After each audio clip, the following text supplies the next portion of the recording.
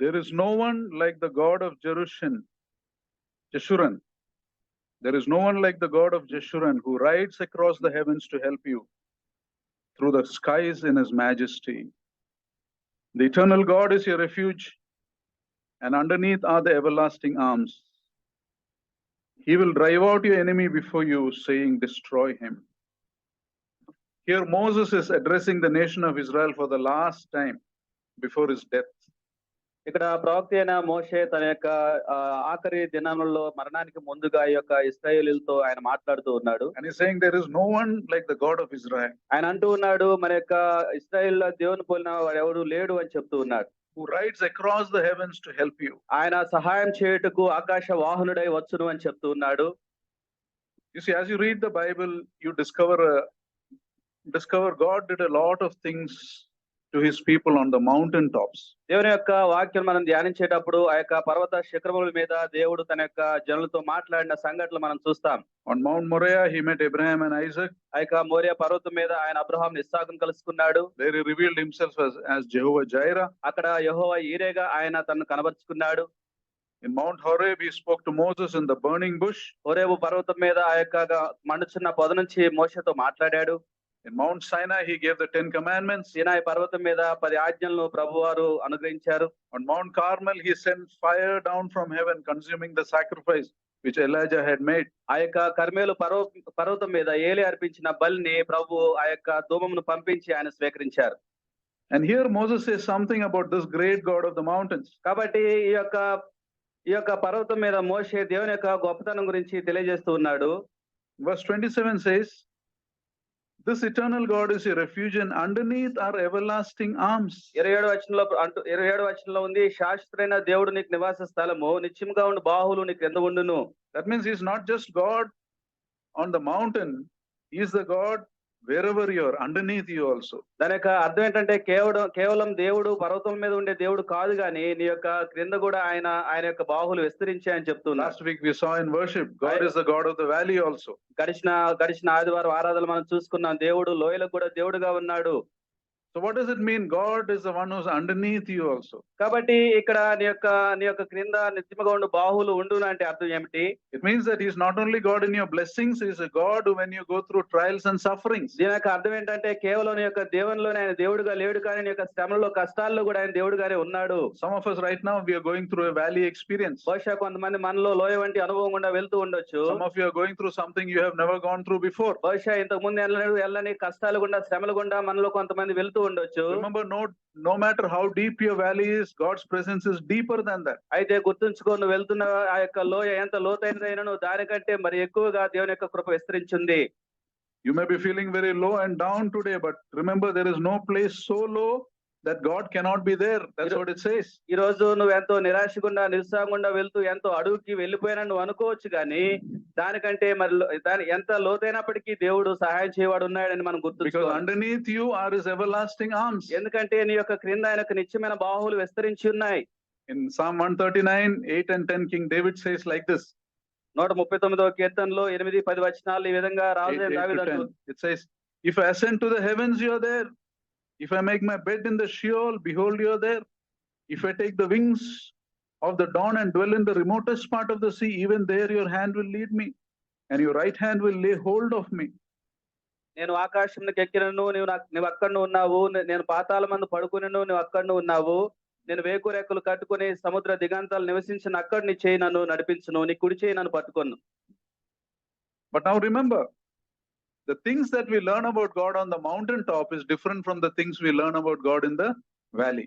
అయితే పర్వత శిఖరముల మీద దేవుని యొద్ద నుంచి మనం నేర్చుకునే విషయాలు సంగతులు లోయల గుండా వెళ్తున్న వాటికి భిన్నంగా ఉంటాయి. And it is in the valley that you really come close to God. నువ్వు దేవునికి సమీపంగా వచ్చే స్థలము లోయ వంటి అనుభవం. On the mountain top you see him as God of all glory.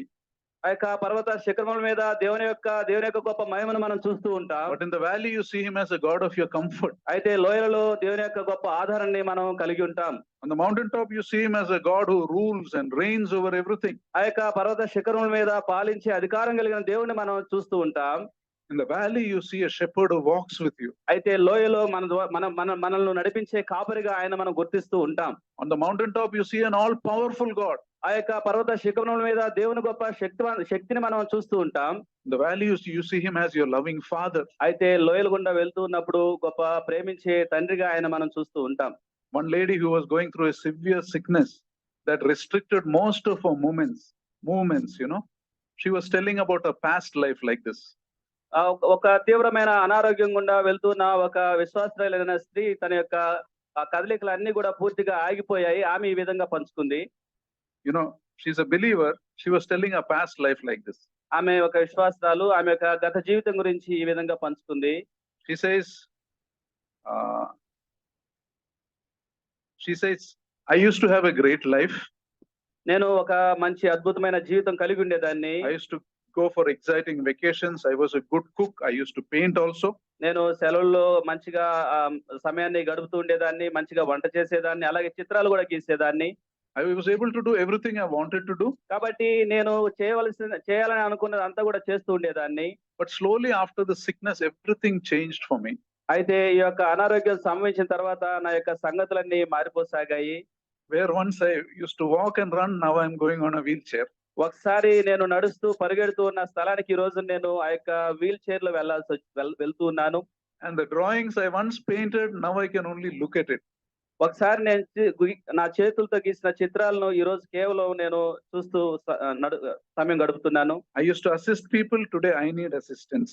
ఒక రోజు నేను సహాయం చేసిన మనుషులు ఒక రోజు నేను సహాయం చేశాను. ఈ రోజు వాళ్ళ సహాయం నేను తీసుకుంటూ ఉన్నాను. My world has become smaller. నా యొక్క ప్రపంచం ఎంతో చిన్నదైపోయింది. Today I can't even make my own coffee, she says. ఈ రోజున నేను సొంతంగా కాఫీ కూడా పెట్టుకోలేని పరిస్థితికి వచ్చాను అని చెప్పింది. And this pain in me is increasing more and more. ఈ యొక్క బాధ, ఈ యొక్క నొప్పి అనుదినము అది పెరుగుతూ ఉంది.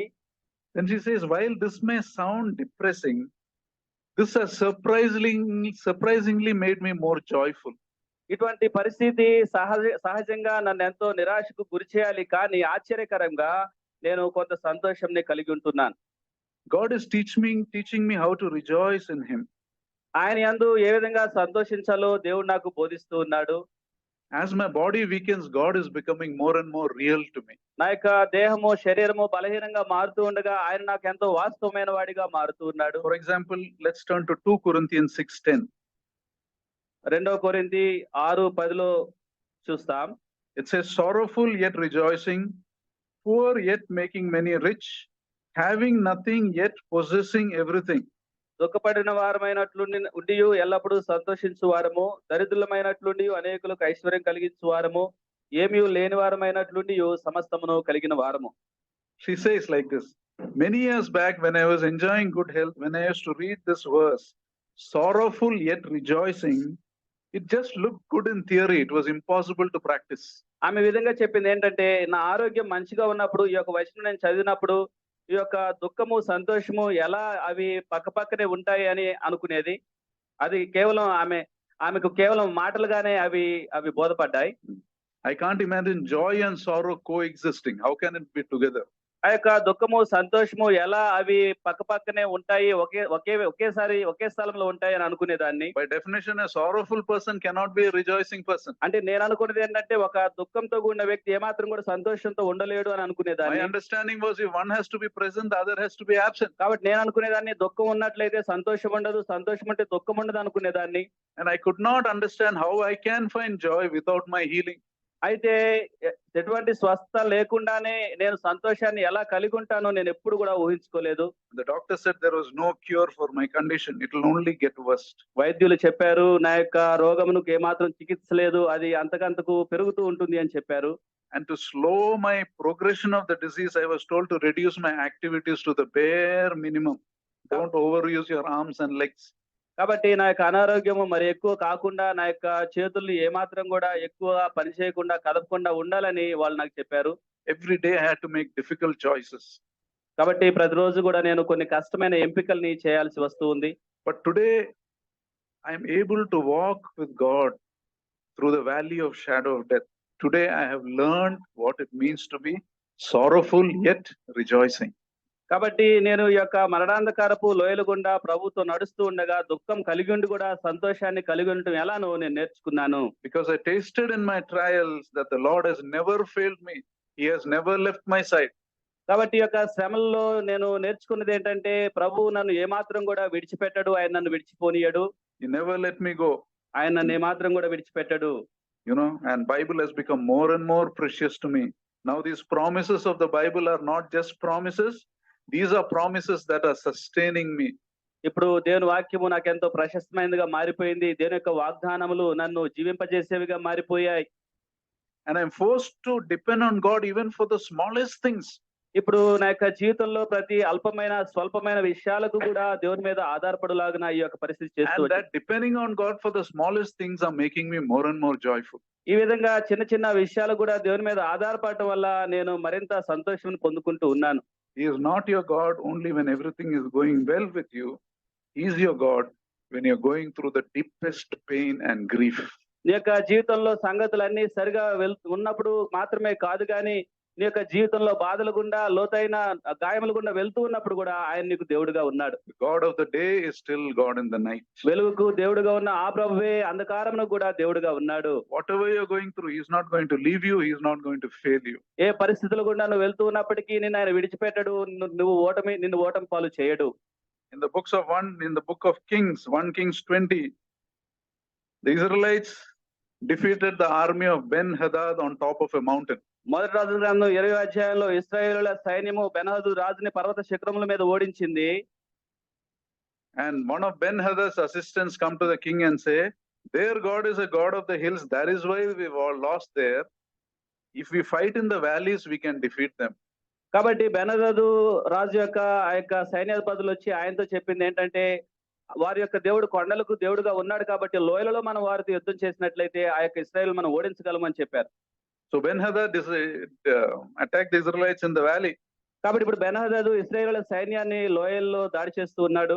And God said to the Israelites, they think I am the God of the mountains and not the valleys. I will defeat them to show that I am the God of both. అయితే ప్రభు ఇశ్రాయేలుతో చెప్పాడు ఏంటంటే సిరియన్లు యెహోవా కొండలకు దేవుడే గాని లోయలకు దేవుడు కాడని అనుకుంటున్నారు. అయితే నేను యెహోవానై ఉన్నానని మీరు తెలుసుకున్నట్లు ఈ గొప్ప సమూహం అంతయు నీ చేతికి అప్పగిస్తా అని చెప్పాడు. See that in 1 Kings 20:28. ఆ విషయాలు మనం మొదటి రాజులు 20:28లో చూస్తాం. I will show them that I am the God of both. Then you will know that I am the Lord. నేను యెహోవానై ఉన్నానని మీరు తెలుసుకున్నట్లు నేను వారిని అప్పగిస్తా అని చెప్పాడు ప్రభు. Now this Armenian army is a picture of how Satan attacks us. ఈ యొక్క సైన్యము సాతాను మనల్ని ఏ విధంగా దాడి చేస్తున్నారు అనడానికి సాదృశ్యంగా ఉంది. See, when God enables you to defeat Satan in one way, He's not going to give up. He's going to come another way and try to defeat you. నీ ద్వారా సాతాన్ని ఒక విధంగా దేవుడు ఓడించాలని తలంచినప్పుడు సాతాను దాని యొక్క దిశను మార్చుకొని మరొక దిశగా వస్తూ ఉంటాడు. But remember, just as the Armenian army was defeated, you and me can walk in that victory. అయితే ఆ యొక్క సైన్యమును ఏ విధంగా అయితే ప్రభు ఓడించాడు ఆ విధంగా మనం కూడా విజయంలో కొనసాగగలము. Because whatever way the enemy attacks, God is sovereign over all. సాతాను ఏ విధంగా శత్రువు ఏ విధంగా దాడి చేసినప్పటికీ అన్నిటికి పైగా సార్వభౌమాధికారి కలిగిన దేవుడు మనకు ఉన్నాడు. In other words, one important reason why God allows Satan to attack us is because God wants to show to us that He is God at every stage in our life. సాతాన్ని మన యొక్క జీవితాల్లో దాడి చేయడానికి దేవుడు ఎందుకు అనుమతిస్తాడంటే ప్రతి ఒక్క స్థానంలో దేవుడు వాస్తవమైన వాడుగా ఉన్నాడని తెలియపరచడానికి రుజువుపరచడానికి ప్రభు అనుమతిస్తాడు. He wants to demonstrate His power in your life so that you may learn to depend on Him more and more. నీ యొక్క జీవితంలో ఆయన శక్తిని ప్రదర్శించి ఆయన మీద మరి ఎక్కువ నువ్వు ఆధారపడేలా చేయడానికి ప్రభు వాటిని అనుమతిస్తాడు. That is why the Bible is filled with promises that teaches us that God is in control of everything. కాబట్టి దేవుని యొక్క వాక్యం వాగ్దానాలతోటి ప్రతి దానిని ఆయన ఆధీనంలో పెట్టుకున్నాడని మనకు బోధిస్తూ ఉంది. Romans 8:28 says all things work for the good of those who love Him. కాబట్టి రోమా 8:28లో రాయబడిన ఆయన ప్రేమించే వారికి సమకూడి జరుగుతూ ఉంది. 1 Corinthians 15:51 says, praise be to God, He gives us victory through our Lord Jesus Christ. మొదటి కొరింథీ 15లో ఆ విజయోత్సాహంతో మనల్ని ఊరేగిస్తున్న ప్రభుకి స్తోత్రం అని రాయబడింది. We got to remember this. వీటిని మనం గుర్తుంచుకోవాలి. Especially when we go through tough times or when we are discouraged or depressed. ప్రాముఖ్యంగా నిరాశ గుండా నిరుత్సాహం గుండా మనం వెళ్తూ ఉన్నప్పుడు ఈ యొక్క సంగతులు మనం గుర్తుంచుకోవాలి. It's important to understand this because Satan uses discouragement to close your eyes to the amazing provision of God in your life. దేవుని యొక్క అద్భుతమైన సహాయం నీ జీవితంలో చూడకుండా సాతాను యొక్క కన్నులను బంధించుకు మోయుటకు అది ప్రయత్నిస్తూ ఉంటుంది. You know, there is an imaginary story where Satan has kept his tools for sale. సాతాను తన యొక్క పనిముట్లని అమ్మకానికి పెట్టిన ఒక ఊహాజనితమైన వృత్తాంతం ఉంది. Each tool has a price, each tool has a name. ప్రతి ఒక్క పనిముట్టు కూడా ఒక పేరు ఉంది, ఒక వెల ఉంది. One tool's name is hatred. ఒక పనిముట్టు పేరు ఏంటంటే ద్వేషము. Second tool's name is envy. మరొక పనిముట్టు పేరు శత్రుత్వము. Third tool's name is jealousy. మరొక పనిముట్టు పేరు అసూయ. The fourth tool's name is doubt. మరొక పనిముట్టు పేరు అవమానం, అనుమానం. Doubt. Another tool is named lying. మరొక పనిముట్టు పేరు అబద్ధం ఆడటము. Another tool, pride.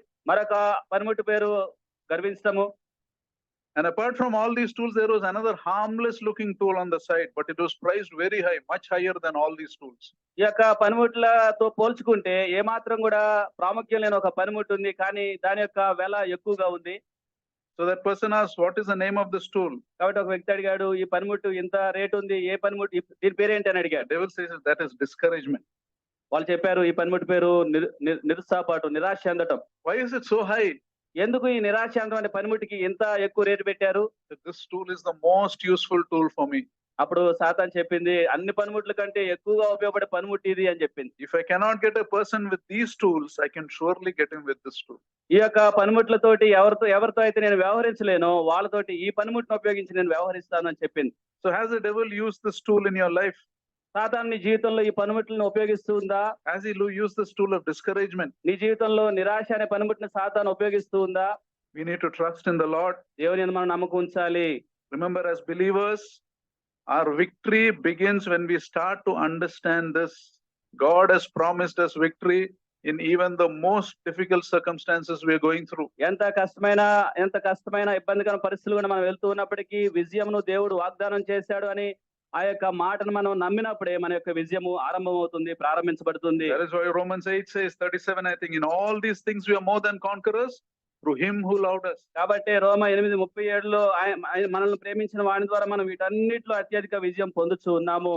You see, the people of Israel believed that day and they enjoyed a tremendous victory from the Lord. ఇశ్రాయేలీయులు ఆ రోజున దేవుని యొక్క మాటను నమ్మి విజయం పొందారు కాబట్టి వారికి జీవితంలో గొప్ప సంతోషాన్ని కలిగి They ఉన్నారు. realize he is the God of the mountain, he is the God of the valley. ఆయన కేవలం కొండలకు దేవుడు కాదు గాని లోయలకు కూడా దేవుడై ఉన్నాడు. And this is the place where God wants each one of us to come. కాబట్టి మనందరినీ కూడా ఈ యొక్క స్థలంలోనికి ఈ యొక్క పరిధిలోనికి రావాలని ప్రభు కోరుతూ ఉన్నాడు. He wants us to come to the place where we realize that he is God regardless of what you're going through. మనం వెళ్తున్న సంగతులు పరిస్థితులు ఏమైనప్పటికీ ఆయన గొప్ప దేవుడై ఉన్నాడు అని ఆ పరిధిలోనికి మనం రావాలని ప్రభు కోరుతూ ఉన్నాడు. He wants us to take our eyes off our needs and our worries and learn to look to the Lord Jesus. మన యొక్క అవసరతల మీద పరిస్థితుల మీద కాకుండా ప్రభుని యేసు మీద మన యొక్క దృష్టిని కన్నులు ఉంచాలని ప్రభు కోరుతూ ఉన్నాడు. So the Lord is called the author and finisher of our faith. Hebrews కాబట్టి 11:2.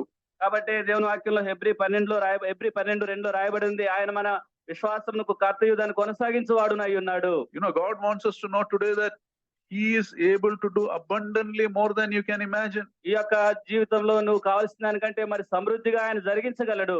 You know, our problem is, మన సమస్య ఏంటంటే instead of trusting God, we keep thinking and overthinking about something. దేవుని యందు నమ్మకం ఉంచడానికి బదులుగా మరి మనం అతి ఎక్కువ ఆలోచన చేస్తూ ఉంటాం We సంగతులు. end up imagining and worrying about problems that are not even there. అసలు సమస్యలుగా లేని వాటి విషయాల గురించి కూడా మనం ఎక్కువగా చింతిస్తూ ఆలోచిస్తూ ఉంటాం. We need to get out of a foolish thought process and trust in God. కాబట్టి అటువంటి అజ్ఞానంతో కూడిన ఆలోచన సరళిని మానివేసి దేవుని యందు మనం నమ్మకం ఉంచడానికి పిలువబడుతూ ఉన్నాం. Now, when we trust and say trusting in God, remember at least 3 things. దేవుని యందు నమ్మకం ఉంచడం అనే విషయంలో కనీసం 3 విషయాలు మనం జ్ఞాపకం ఉంచుకోవాలి. First, remember, life will never get easier, మొదటిగా జీవితం అంతా తేలికైనది, సులభమైనది కాదు.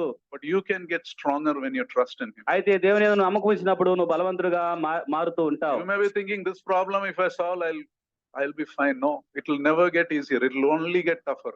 But you can get stronger when you trust in the Lord. నువ్వు అనుకుంటూ ఉంటావు ఈ యొక్క సమస్య తీరిపోతే చాలు, నేనెంతో బలంగా ఉంటాను అనుకుంటూ ఉంటావు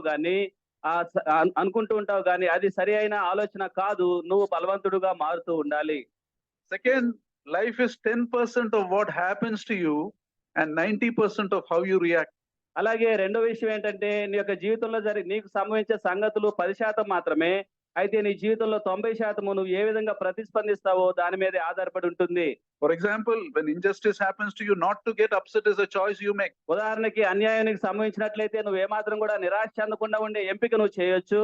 When someone provokes you, not to retaliate is a choice you make. నువ్వు ఒకవేళ నిన్ను ఎవరైనా బెదిరించినట్లయితే తిరిగి నువ్వు దాడి చేయకుండా ఉండే ఎంపికని నువ్వు చేసుకోవచ్చు. When suddenly some setback happens, not to worry is a choice that you make. ఏదైనా ఓటమి సంభవించినప్పుడు అనూహ్యంగా నువ్వు ఏమాత్రం కూడా నిరుత్సాహపడకుండా ఉండే ఎంపిక నువ్వు చేయవచ్చు. You see, the battle may be raging around you, but it needn't rage in you. నీ చుట్టూ ఒక పోరాటము యుద్ధము రేపబడవచ్చు గాని అది నీ యొక్క అంతరంగంలో హృదయంలో రేపబడవలసిన అవసరం లేదు. In other words, we must learn to react in the right way. మరొక విధంగా చెప్పాలంటే మనం సరి అయిన విధానంలో స్పందించడం నేర్చుకోవాలి. That is, if we learn to react, start learning to react in the way God wants us to react, it is impossible for any problem to defeat you. ప్రభు స్పందించమన్నట్లుగా మనం స్పందిస్తూ ఉంటే ఏ సమస్య కూడా మన మీద అది ఆధిపత్యం చేయదు.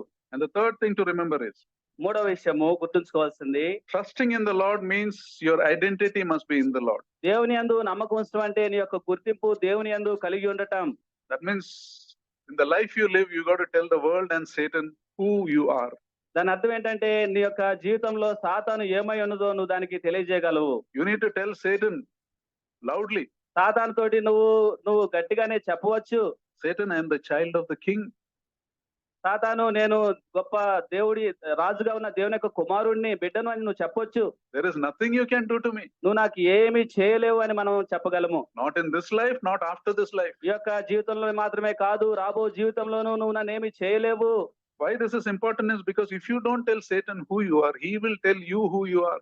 ఆ విధంగా సాతానుకి చెప్పడం నువ్వు గాని అభ్యాసం చేయకపోతే నువ్వేమై ఉన్నావో చెప్పడానికి సాతాను ప్రయత్నిస్తూ ఉంటుంది. And then the world will tell you what you should become. అలాగే ప్రపంచం నువ్వు ఏ విధంగా మారాలో కూడా నీకు చెప్తూ ఉంటుంది. And that is where you get into the sad pattern of the world. ఆ విధంగా లోకానుసారమైన ఆ యొక్క పద్ధతుల్లోనికి మనిషి మారిపోతూ ఉంటాడు. So you get trapped in the rat race.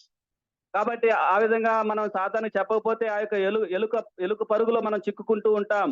No, we must, to escape this identity must be in the Lord. కాబట్టి ఈ యొక్క పరిస్థితులన్నింటినీ తప్పించుకోవాలంటే మన యొక్క గుర్తింపు ప్రభునందు దేవుని యందు ఉండాలి.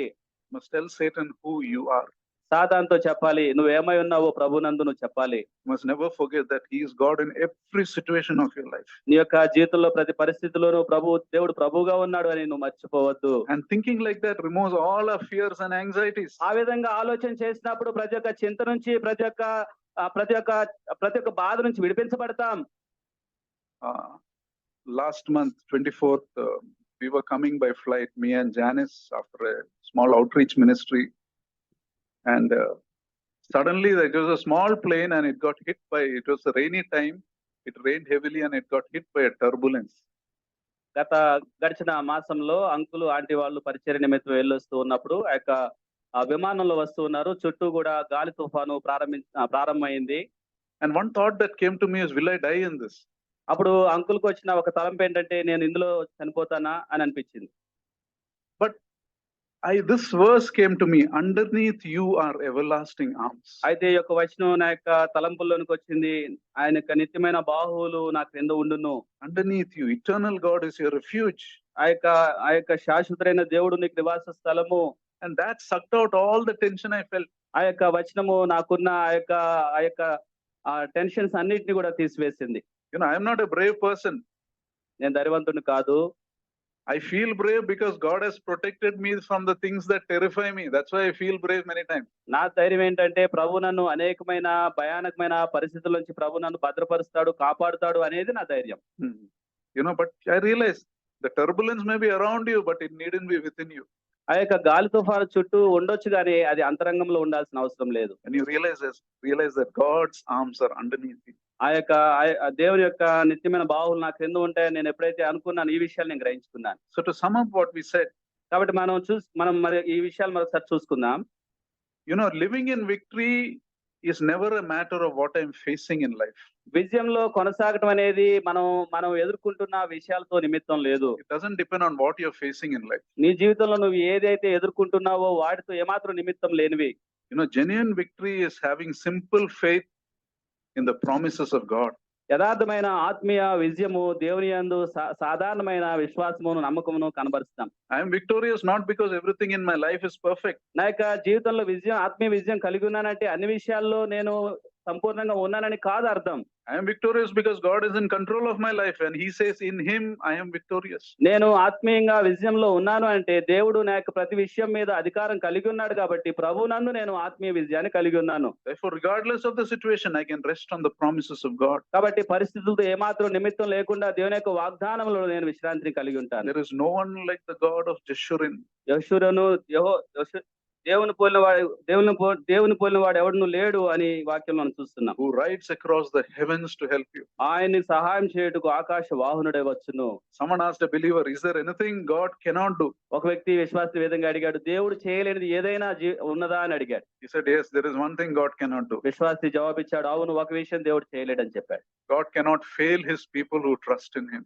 ఆయన యందు నమ్మకం ఉంచు వారిని ఏమాత్రం కూడా ఓడిపోనివ్వడు అని చెప్పాడు. Even if every demon in hell stands against us, the God of heaven remains faithful to us. నరకం నుంచి వచ్చిన దయ్యములు అన్ని మనకు ఎదురుగా నిలబడినప్పటికీ, వ్యతిరేకంగా నిలబడినప్పటికీ ప్రభు మనకు ఎంతో నమ్మదగిన దేవుడుగా ఉంటాడు. Lord Jesus will never fail his people who trust in him. ఆయన యందు నమ్మకం ఉంచు వారిని ప్రభువుని యేసువారు ఏమాత్రం కూడా ఓడిపోనివ్వడు. That is the confidence we have. ఆ యొక్క గొప్ప ధైర్యం నమ్మకం మనం కలిగి ఉన్నాం. So be encouraged. కాబట్టి మనం ప్రోత్సాహం కలిగి ఉన్నాం.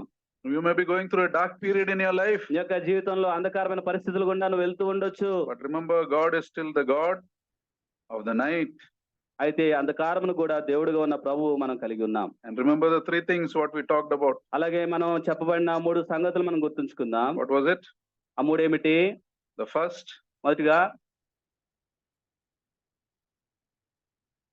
first is life will not get easier. Remember that.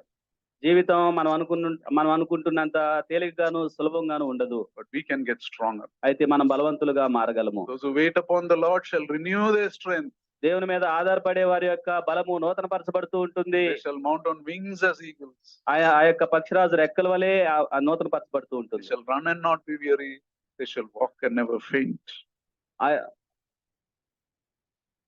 Okay, fine.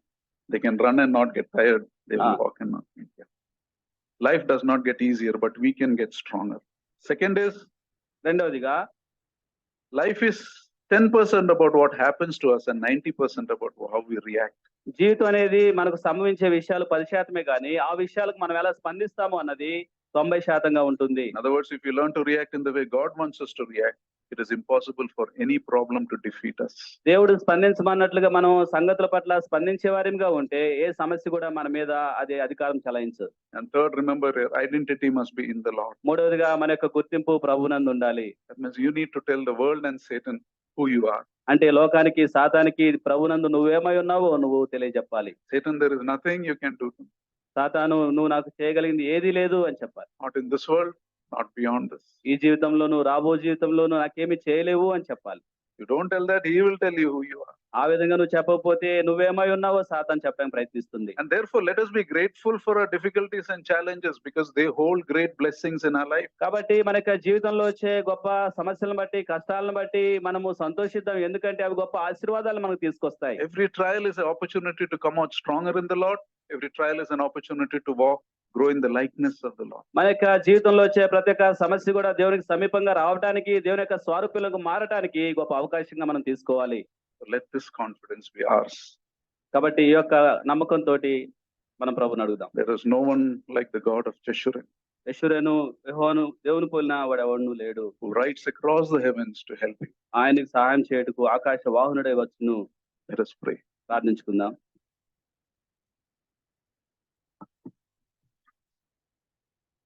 Father, we thank you for this time that you've given us. Thank you for your precious word.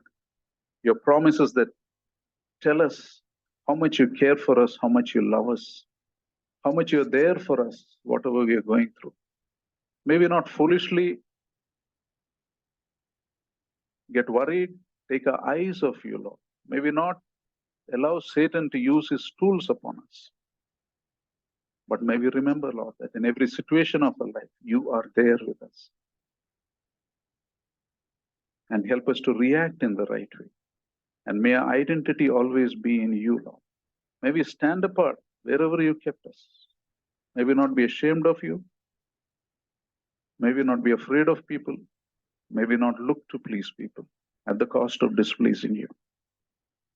We thank you, we praise you, Master, that your word shows us how to live this abundant life. We praise you, Lord. In Lord Jesus' most precious name we pray. Amen. Now to him who is able to keep you from falling and to present you before his glorious presence without fault and with great joy, to the only God our Savior, be glory, majesty, power, and authority through Jesus Christ our Lord before all ages, now and forevermore. Amen. Thank you. God bless you.